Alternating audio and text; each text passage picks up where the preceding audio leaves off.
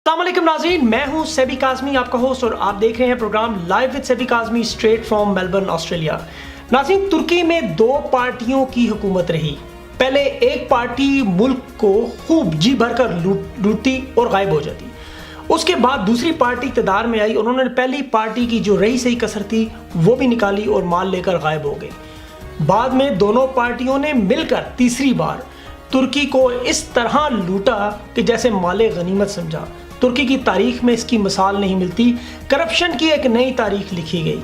अवाम उनसे सख्त तंग आ गए थे। ऐसे में जस्टिस पार्टी का ज़हूर हुआ। तैयब अर्दगान सामने आए। तैयब अर्दगान ने लोगों को शऊर दिया, लोगों को तब्दीली का बताया। लोग करप्शन से ऑलरेडी बहुत ज़्यादा तंग थे। लोगों ने उनकी बात पर लब्बैक कहते हुए उनको वोट दिया, भारी अक्सरियत से सदर बनाया। इन हालात में अगर आप पाकिस्तान का इससे तनाज़र करें तो पाकिस्तान मुस्लिम लीग नून और पीपल्स पार्टी दो पार्टियां थी। उसके बाद पाकिस्तान तहरीक इंसाफ और इमरान खान साहब ने भी उन्हीं तरह, जिस तरह तुर्की में हुआ, उसी अंदाज में मुल्क में वो तब्दीली लाई जो अवाम की उमंगों के मुताबिक थी। तैयब अर्दगान साहब ने कुछ बड़े सख्त फैसले करने थे जो अवाम उनसे तवक्को करते थे। उनमें सबसे पहले IMF की इमदाद लेने से इनकार करना। वो सप्लाई लाइन जो कि अमेरिका तक जाती थी इराक से, उसको बंद कर दिया। उन्होंने बैंकों के इंटरेस्ट रेट नहीं बढ़ाए। करप्शन से लूटी हुई दौलत के वो बैंक अकाउंट थे उन्हें फ्रीज कर दिया। जो बैंक मालियाती करप्शन में मुलविस थे उन्हें कोमियाय कर लिया, उन्हें अपनी हुकूमत के अंडर ले लिया। उन्होंने डॉलर की मसनूआत में बंद कर दी और डॉलर की खरीदो फरोख्त को छोड़कर लीरा पर तवज्जो दी। अवाम ने लीरा को प्रमोट करने की कोशिश की। इसके नतीजे में मुआशी जो फैसले उनके थे उनमें प्रॉब्लम्स आना शुरू हो गए और तुर्की में लीरा की कीमत दिन ब दिन गिरती गई, यहाँ तक कि अब तुर्की में एक मुआशी बहुत बड़ा मसला बन चुका है। लेकिन अवाम में खुददारी और बेदारी का वो जज्बा पैदा हो गया जो कि दहाइयों से नहीं था। जो टर्किश अवाम यहाँ ऑस्ट्रेलिया में मौजूद है, अगर आप उनसे बात करें तो वो भी तैयब अर्दगान से बहुत खुश हैं, जिस तरह बैरून मुल्क पाकिस्तानी इमरान खान साहब से खुश हैं।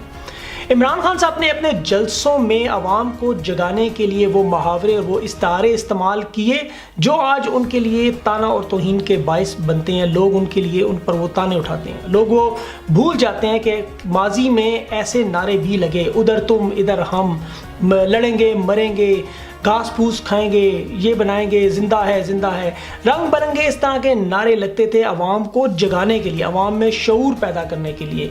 इमरान खान साहब ने जो तब्दीली का नारा लगाया, उनकी ख्वाहिश थी कि IMF के पास ना जाएं। लेकिन इस सूरत हाल में जब पाकिस्तान मुस्लिम लीग नून और पीपल्स पार्टी की उस करप्शन ने मुल्क में सिर्फ $8 अरब खजाने में छोड़ा हो, आपको पता है कि दुनिया के अमीर तरीन लोगों के पास घरों में इससे ज़्यादा पैसे मौजूद होते हैं जितनी हमारी हुकूमत के पास नहीं है। ऐसी सूरत हाल में इमरान खान साहब के पास या तो दो ही ऑप्शन है। एक, वो मुल्क को खुददारी और बेदारी का सबक सिखाते हुए ईरान की तरह मुआशी पाबंदियाँ लगवा लें, IMF के पास ना जाएं और आप लोग जो कीमा, बिरयानी और नान के आदी हैं, घास फूस खाने की तैयारी कर लें। अपने आप को नॉर्थ कोरिया या ईरान की तरह एक जिंदा कौम साबित करें, मुश्किलात का सामना करें, या दूसरी तरफ ताने देना बंद करें और उन लोगों से बात करें जिन्होंने इन हालात को यहाँ तक पहुँचाया।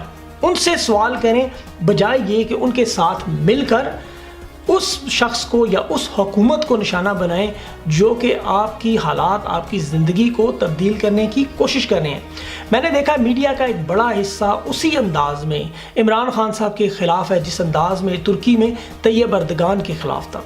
इन दोनों के हालात के तनाज़र में मुल्क तरक्की की तरफ किस तरह जाएगा, मईशत कैसे संभलेगी, हम आज बात करते हैं पाकिस्तान के एक नामवर सहाफ़ी इम्तियाज़ आलम साहब से। उन्हें आप रोज़ पाकिस्तान में एक बड़े TV चैनल पर रिपोर्ट कार्ड के नाम से प्रोग्राम में देखते रहते हैं।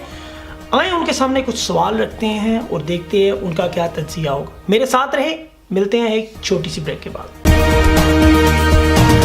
अस्सलाम वालेकुम इम्तियाज़ आलम सर, इमरान खान साहब को क्या IMF के पास जाना चाहिए? देखिए, इमरान खान को IMF के बारे में वो बहुत मनफी बातें करते रहे कि मैं खुदकुशी कर लूंगा और ये कर लूंगा और कभी कर्ज दे दूंगा और IMF के पास नहीं जाऊंगा। वो उनके गले पड़ रही है बातें। जो मुझे इस पे तनकीद है वो ये है कि ये 2.5 महीने से 25 जुलाई से अब तक क्या करते रहे हैं मंत्र होने के बाद।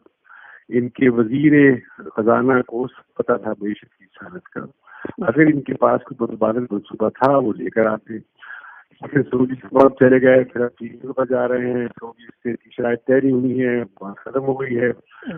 پھر یہ ہوا کہ روپیہ گرنا شروع ہوا, پھر انہیں جانا پڑا IMF کے پاس اور اسٹاک مارکیٹ گر گئی. تو ابھی 8.28 ارب ڈالر پڑے ہیں صرف ہمارے ریزروس میں. تو یہ لگے رہا ہے کہ جی باہر سے ڈالر آ جائے گی, ہمیں ریونیوز اکٹھے کرنے کی ضرورت نہیں ہوگی, نہ انہوں نے ریونیوز بڑھانے کی پیسے فیصلے کی ہے, نہ ایکسپورٹس بڑھانے کی بڑے فیصلے کی, نہ انہوں نے اپنے خرچے جو ہیں غیر پیداواری وہ کم کیے اپنے ملی بجٹ میں.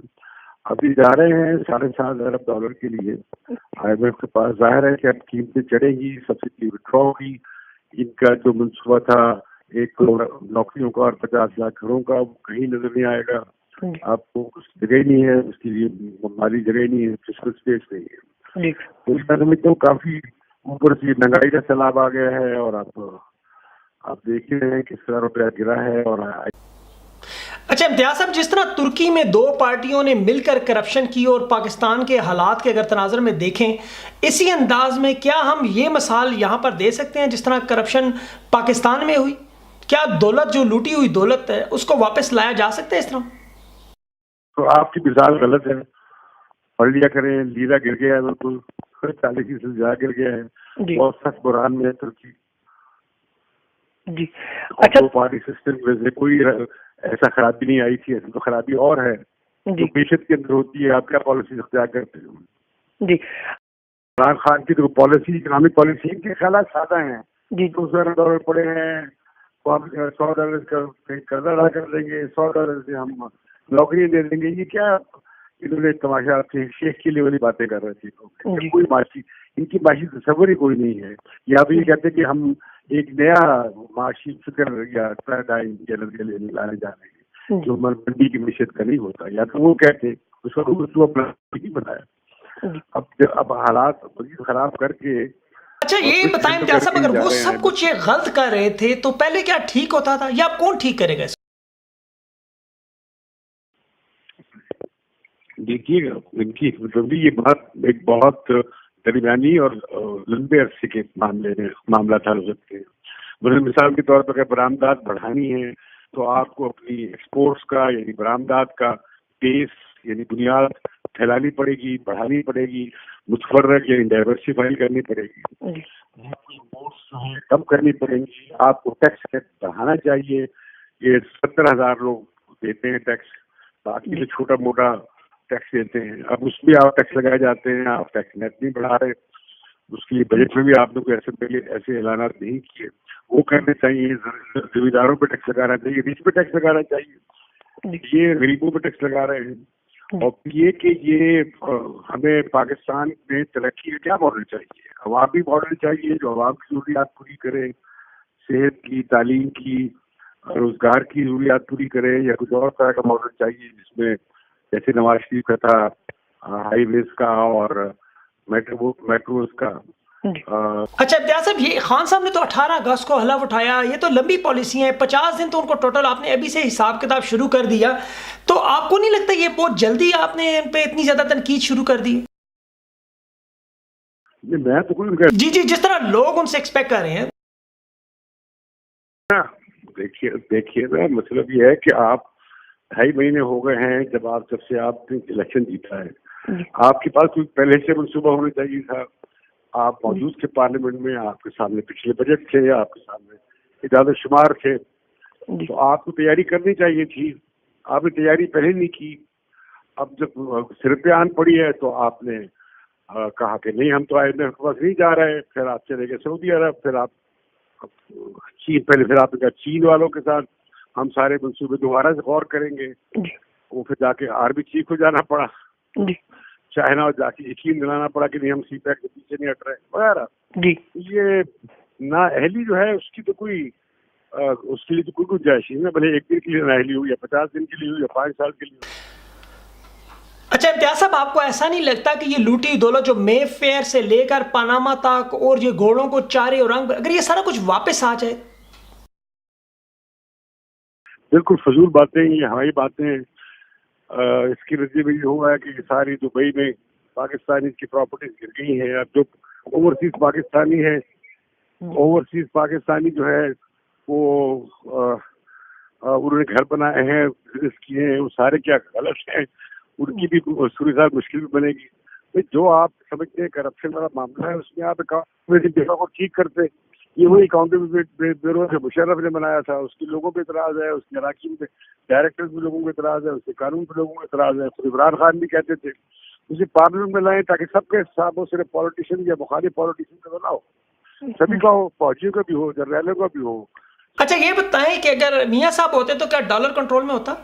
یہ کس طرح ہوتا ہے؟ ڈالر ایسے کنٹرول تھوڑا آتا ہے. یہ جائے گا 150 45 سے چلا جائے گا مہینے کے، اسی مہینے کی اگلے مہینے کے اندر. تو امتیاز صاحب جس طرح آپ بات کر رہے ہیں، آپ کے خیال میں تو آپ کو لگتا نہیں ہے کہ عمران خان صاحب کی ٹیم کے پاس یہ قابلیت ہے یا اہلیت ہے کہ وہ ملک کی معیشت کو ٹھیک کر سکیں جیسے میاں صاحب کی تھی؟ جی ان کے پاس لوگ ہیں، کیوں نہیں ہیں. یہ ایسے بڑی چلاتے ہیں، کارپوریٹ مینیجر رہے ہیں، انہوں نے بہت بڑی ایک اسلامی کونسل بنا دی ہے، جو مشورہ کرے اور اپنے اقدامات کریں اکانومسٹ. امتیاز صاحب ماضی میں ہم نے دیکھا ہے کہ پارٹیوں کو، صحافیوں کو، ان کو ان سے کچھ مدد ملتی تھی ان کو. آپ لیکن پی ٹی آئی پر عمران خان صاحب کو کھل کر تنقید کرتے ہیں، اس کے پیچھے کیا وجہ ہے؟ یہ اختلاف وجہ کیا ہے؟ اچھا آپ لفافہ نہیں لیتے تو باقی کیا لوگ لفافہ لیتے ہیں؟ امتیاز صاحب